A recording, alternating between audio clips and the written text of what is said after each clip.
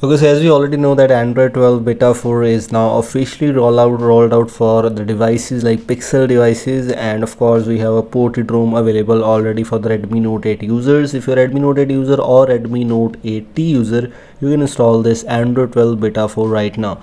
The Easter egg is just one of the main highlights in Android 12 Beta 4. So yes, this is finally here, and you can simply try out to explore a lot of things after installing this Android 12 Beta 4 right now on your device. We're talking about Android version 12, which comes with the 5th of August 2021. Of course, it's a ported ROM.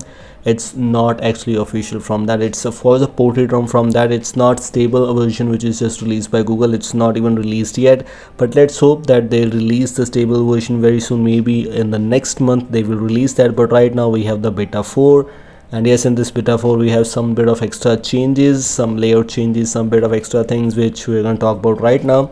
And talking about the stability and things, if you are a user of Redmi Note and want to install this, it's good enough to use as your daily driver. In the terms of performance, it's just great and unexpected performance. So yes, if you're looking to install this, performance is actually quite good. I'll tell you about the safety status after some time. Also, the game dashboard is just working quite good. The UI is quite interesting one. You can simply launch this game dashboard by simply searching it on settings, or you'll find it in notifications tab. Very simple thing, nothing to worry about.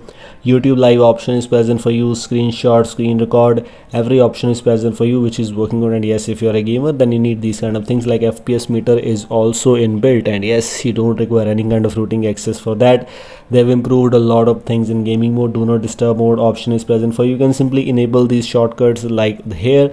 And if you move on to the settings option, this is where you have enabled game dashboard, show game dashboard in the games. And yes, I tried this, it's just working quite good. And this is quite helpful for the users who always play games on their devices. For example, simply click here to disable it or launch it like this. We also have the other options present for you, for example the screenshot, which is just working quite good, and of course the speed is quite impressive and fast. Also the screen recording option present for you. And yes, if you're a gamer and want to stream, you always record screen on your devices. Yes, the option is present for you. Of course, I'm not talking about the Redmi Note 8. Is it a device specific thing? It's not a device specific thing, it's a feature in Android 12 beta 4. Also, if we move on to this internet option here, now we have the Wi-Fi switch present here. Of course, I don't have any kind of SIM card right now on my device, but they removed this thing in the previous update, but now they've added back. This is a very interesting thing. Also, in the terms of material theming, as you can see, the default search bar and widget, everything was changed. And how is it possible? Wallpaper and style. The themed icons also has the beta option written, which was not available previously. It was available, but the beta text is now written there. You can simply use these stock icons if you want, like the Google search bar is also from stock. But if you go here in styles and wallpapers, or wallpapers and style, and if you try to enable the themed icons option, where you also have the app grid options present for you, but if you try to enable the themed icons options like this, then the icons will be changed according to your device wallpaper. And also you can see the default search widget is also changed.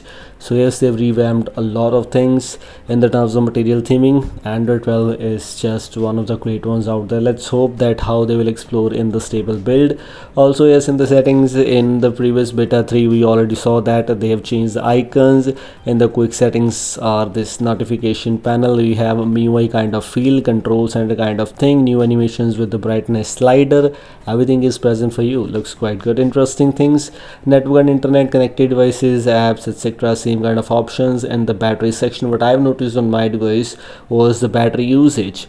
And the past full night, overnight, the drainage was not even 1%. So yes, that's quite impressive. The overnight drainage was 0%. So it's good. The battery backup seems to be decent enough. Extra things, display, etc., of course has some bit of customizations options which you always get in an OS, and it's working perfectly fine. You can use it.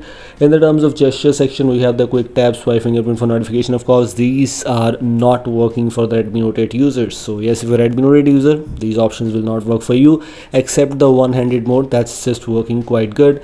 Last but not the least, let me just tell you the safety status. If you are a user and want to use the banking apps, don't worry, you can use that. Install this build and you'll still be able to use banking apps on device, as SafeNet status in my case is passing. The thing is, I haven't rooted my device, so it's better not to root. Use banking apps. This is all. Thanks for watching. Goodbye. Have a nice day.